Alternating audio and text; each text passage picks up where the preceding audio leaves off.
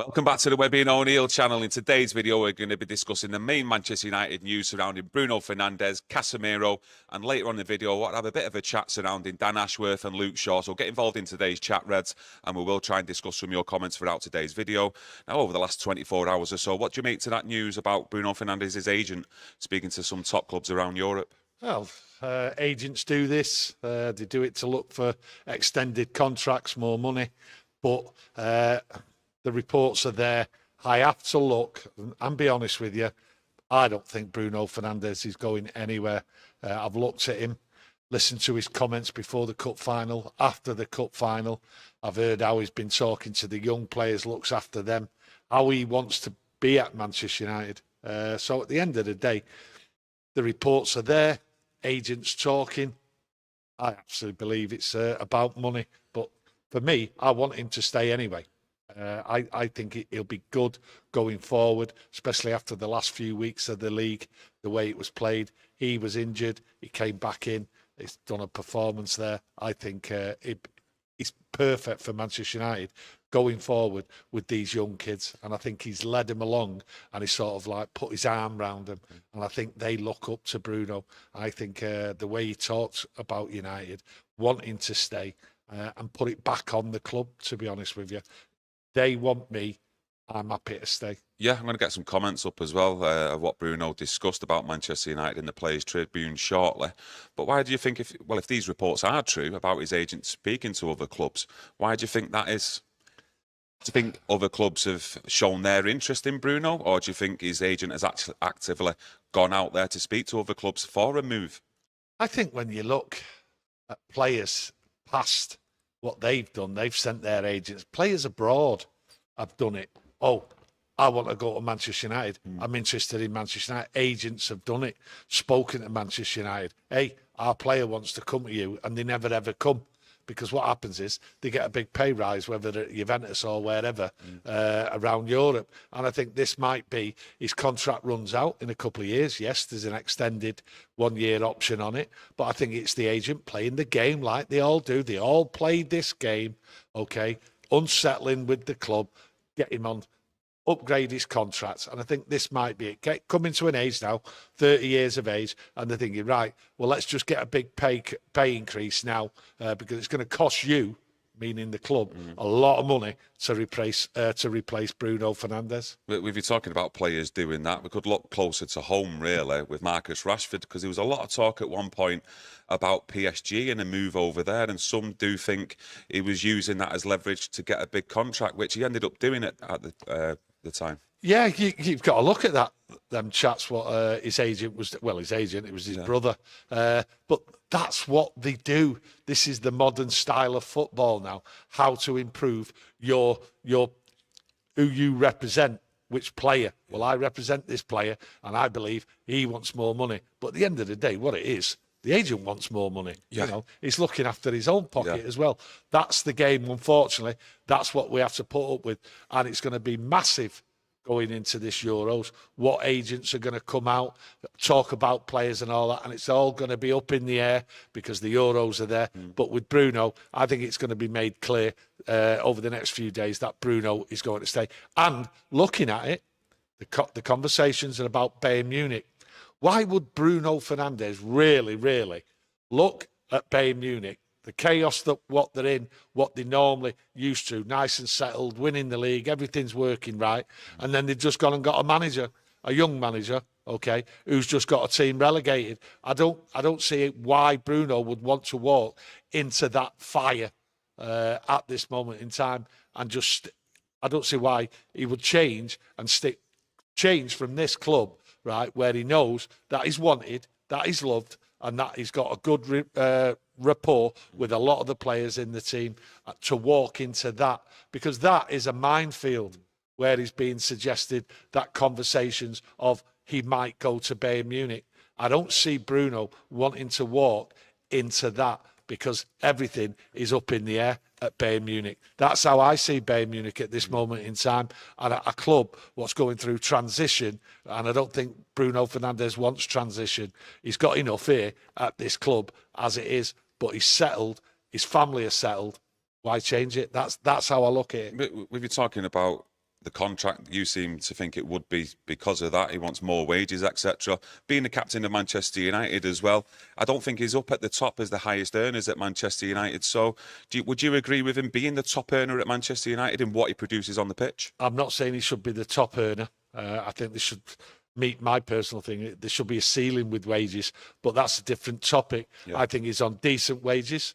I think maybe he could increase it a little bit.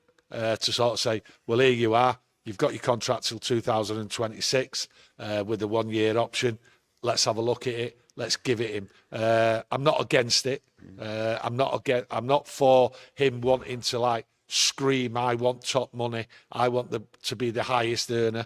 It don't work like that. You know what it's like with footballers. It's all about the name of them and what their off-field antics and everything, what brings money in. I think Bruno's pretty quiet on the social media side of it, to be honest with you. So does he generate as much money off-field to warrant an increase? I don't know. I don't know the figures. But Bruno, I think he has to be sensible here and just see. I think he's just testing the waters. If you do believe the reports out there, he's actually the 6th highest earner at Manchester United. Obviously, you've got Rafael Varane. He's left now. I don't know if Martial might have been earning more money than Bruno Fernandes. So he might have gone up there in the list. But for me, I totally agree with you. I think this could be about trying to get a last bumper deal in his career when you're looking at him being 30 years old, in September. But he has mentioned in the Players Tribune as well recently, and we've discussed it in previous videos, about his love for Manchester United, how he feels stepping out onto that Old Trafford pitch. So for me, he has to be here at Manchester United next season. Yeah, when I've seen him, when I've heard him speak, and he has spoke a couple of times in the last couple of weeks, I actually think to myself, he wants to be at United. This is a player what wants to be at United. So that's why I'm sort of dismissing these reports and I'm sort of putting my spin on it. That it's just about money. And I'm not slagging him, asking for more money if this is what it turns out to be. But I do believe when listening to him and reading his comments, I think he really, really wants to stay. And I've looked at other players around him and they sort of look up to him. That's what I've seen over the last month with Bruno. His work rate is phenomenal. He doesn't stay in the same position. That's because he wants to work and help out other players because they're not doing the job. I have said that many, many times. But when you see Bruno in his natural position behind the forward, he's brilliant. But this new role for him, where he has been the last couple of games, where with no centre forward, he actually thrives in that position because he seems to be able to go forward, collect the ball, come back, the ball, they're looking to give him the ball. He's more involved if he stays in that position. So I think it's exciting times, and I think Bruno himself will look at it as exciting times going forward. So I've no worries about him going anywhere. Do you think we've actually got any ready-made replacements for Bruno if he was to leave this summer? Or do you think we'd have to go back into the transfer market? Because I've always wondered about Mason Mount, of why we actually bought him last summer, because from what I've seen in previous years with Mason Mount, his best position is where Bruno plays. I've seen lots of people say Mason Mount can play that position, and lots of people were sort of turning around saying, drop Bruno, put Mason Mount in there. But to be honest with you, when you look at Bruno and how he performs, relying on Mason Mount, obviously all the injuries and all that, I doubt that he'll ever recover fully from the series of injuries what he's got. I think each injury he's getting actually affects other parts of his body and then he breaks down. But Mason Mount for me is not a replacement for Bruno Fernandes. So Manchester United have not got anyone to replace him from within the club, from what I've seen. I mean, you might see differently, but that's what I see. We want somebody up there leading the team and working non-stop, and that's what Bruno does, and you can't ask for any more. Yes, we get frustrated with Bruno. We know his antics and that, but at the end of the day, he wants to play every game, and he puts it in. And it's just unfortunate sometimes, well, I say sometimes, a lot of the times, the other players on the pitch haven't put the same work rate in as Bruno Fernandes. Do you think, though, like Jim Ratcliffe and the other guys behind the scenes at Manchester United, do you think they'll look to maybe bring in some sort of rules in there about offering players over a certain age new contracts, etc.? Maybe offering them not these 4-year deals, maybe offering them an extra 1 or 2 years. I think what the club will do is they'll just sort of work these older players out as and when it's needed. And I think what they'll do is they'll bring in players, younger players. That's what they've indicated. And I think having older players there and bringing older players in as transfers, that's not going to happen anymore. I think that they're just looking at it and going, here we go. It's a younger generation. It's the game is faster. People who are getting into the late 20s, early 30s are breaking down. They're not being able to carry on because they're playing too much football. Yeah. So the game's changed. So I think what it is, the club will keep looking at youth, but that doesn't mean to say they're going to discard players at this moment like Bruno. Well, Bruno's ever present, is always available, and at his age as well. You look at, other players in the squad like Delo. The rest and recuperation they must put into looking after themselves. It must be working because they're always available. They're hardly ever injured. You look at Harry Maguire recently. He's been mentioning about having to change his training regime now to look after himself better. Well, I look at Delo, and Delo is a perfect example of someone looking after themselves. Yeah. And a lot of people at Manchester United haven't looked after themselves. But things are going to change. And then you turn around and talk about Harry Maguire. Harry Maguire, the light's just gone on in his head to prolong his season, his football and everything else like that. He's going to change what he's doing to avoid injuries and all that. So what you see with Harry Maguire is what the club don't want.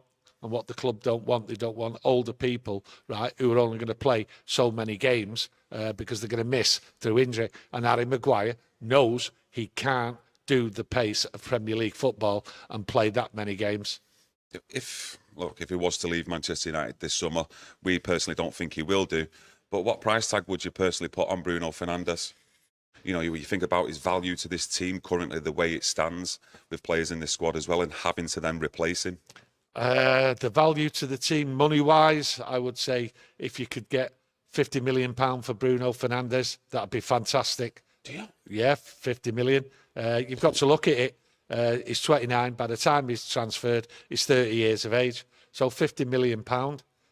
That's how I look at it. We're not in the greatest position to demand 70, 80, 90 million pound.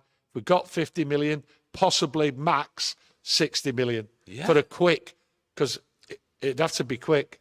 I understand that, but you're looking at what we paid for Mason Mount. I understand that. I know our transfer business and the dealings of what we've paid for players over the years, it's been way too much. So you can't really judge it off that. But I'd like to think we could get at least 70 or 80 million minimum for Bruno Fernandes, surely.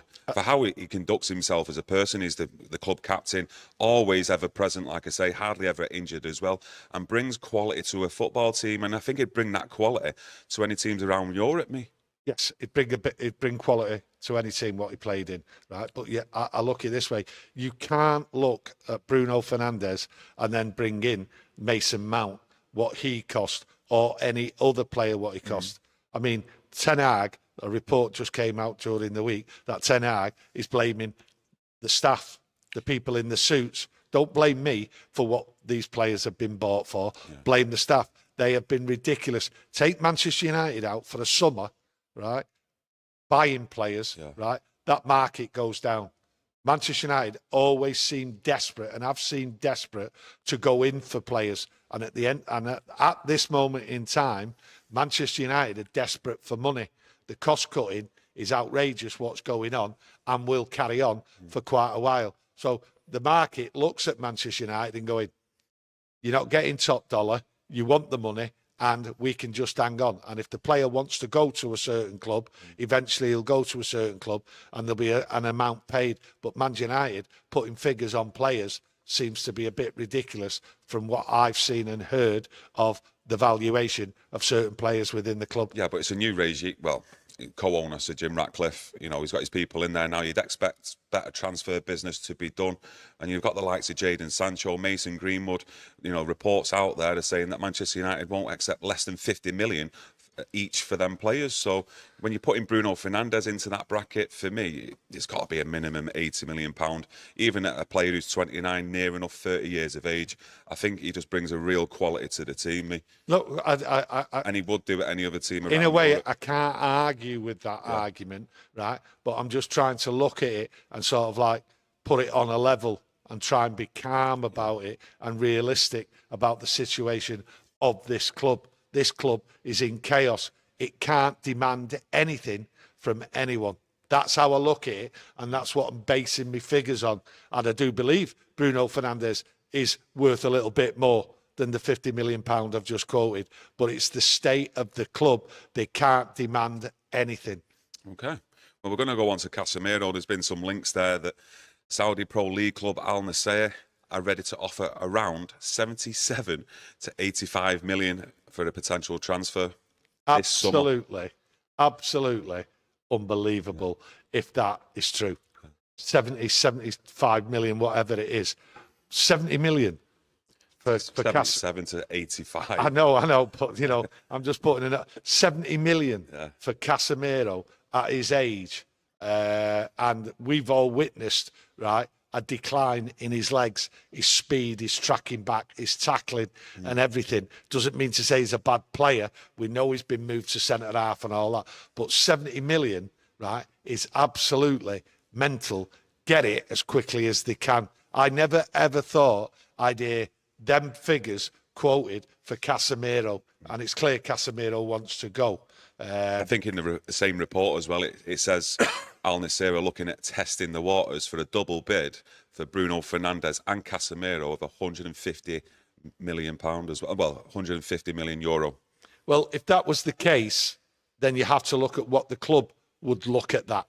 That's what you have to look at, not what I think, what you think, or any of the fans think out there. The club would look at that and snatch it.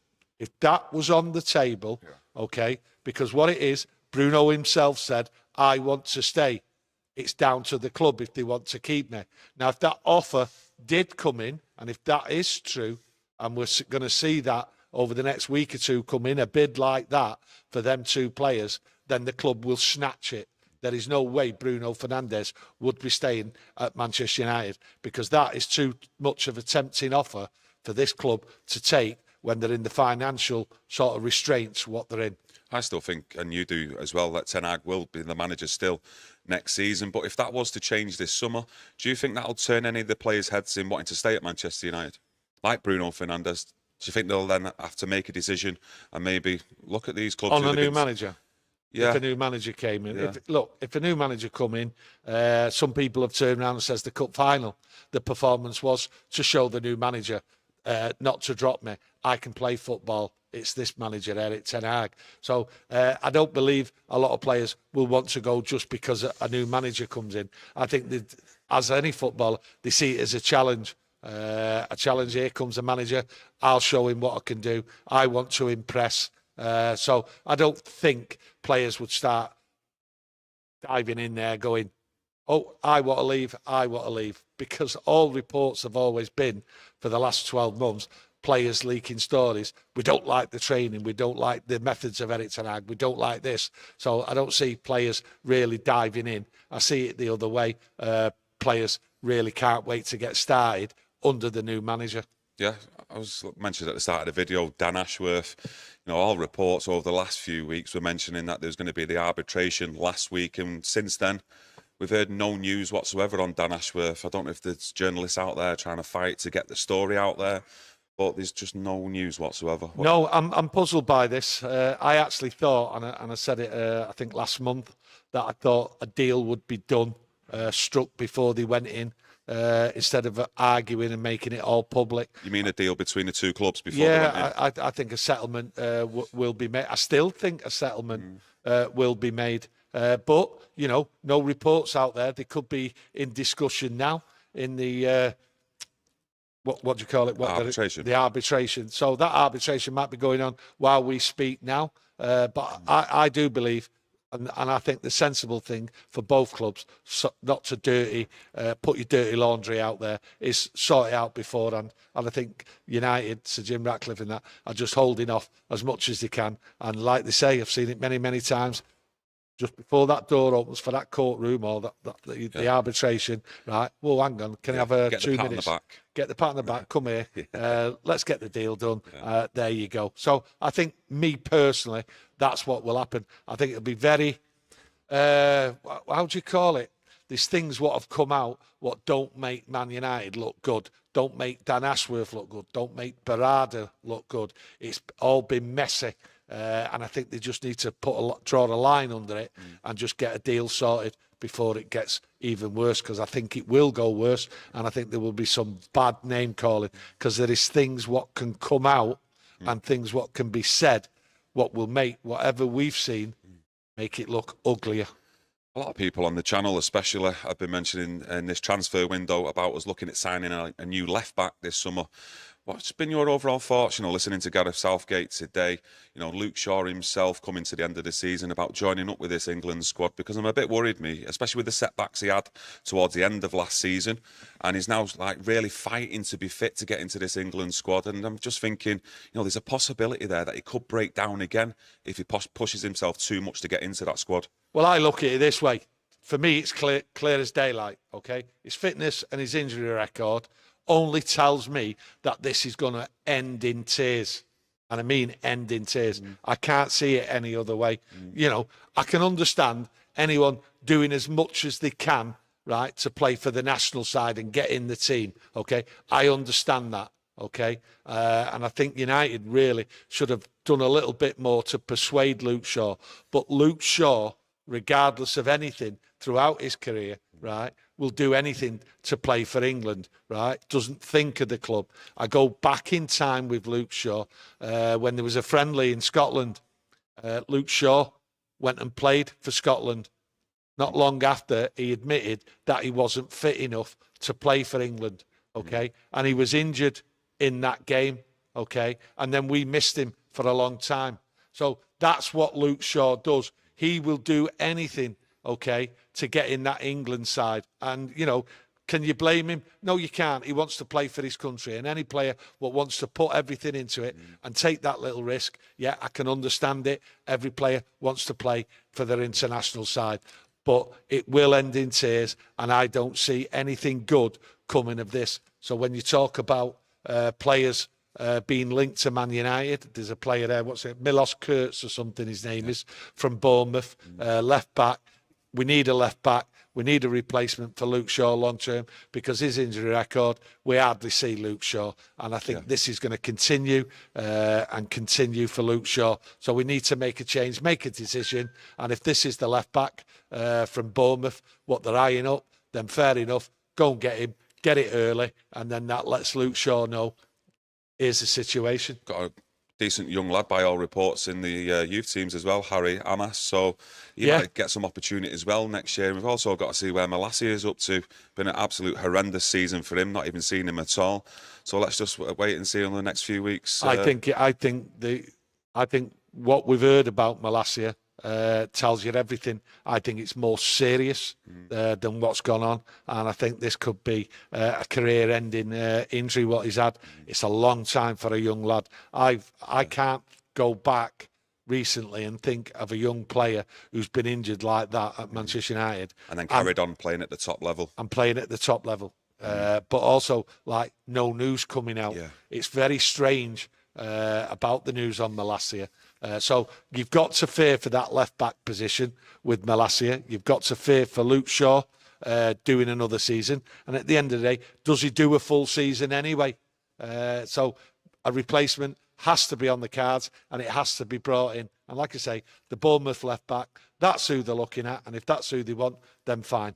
Yeah, anything else to add? I think we've wrapped it all up there. I enjoyed my weekend watching Real Madrid. I thought it was a really good Real Madrid performance. You just knew at some point watching the game that they were going to come out and get the goal. It is Real Madrid. And when you look at Real Madrid, you think to yourself, no wonder everyone wants it. They're just a different breed. Carlo Ancelotti just never panicked. It was good. And, you look at Dortmund. Unlucky at times, I thought. Unlucky. I thought they played some good football at times, Borussia Dortmund. Well, it's that old saying, if you don't put your chances away, you're going to regret it, and that's what happened. So I enjoyed my weekend, and I'm looking forward to this week because Erik Ten Hag is still on holiday, as we're being reminded by the media. So Erik Ten Hag, especially Sky Sports News, they can't seem to let it go at all. No, Erik Ten Hag in his future, it's constantly every single day. I don't know what that bloke's called. who sits in the studio talking about it. I think he's just absolutely winging it. He's just on his phone on Twitter, just having a look what people are saying, and he's using it as my understanding. My understanding. It's the most famous word now with all these journalists in it. Well, we understand Erik ten Hag's on holiday, and I'm sure anyone on holiday wouldn't want to be told the sacked. No. So at the end of the day, we'll all have to wait on that. So any news what comes out, we'll be right on it and give you updates as best we can. Yeah. So great weekend I've had. Yeah, just like to thank everyone for joining us today, getting involved in the chat. If you want to help or support the channel, leave a like on the video, and we'll be back tomorrow with another Manchester United chat. So get that notification on, and we'll see you tomorrow. Have a blessed day, take care, and we'll see you again soon. Thank you. Thank you.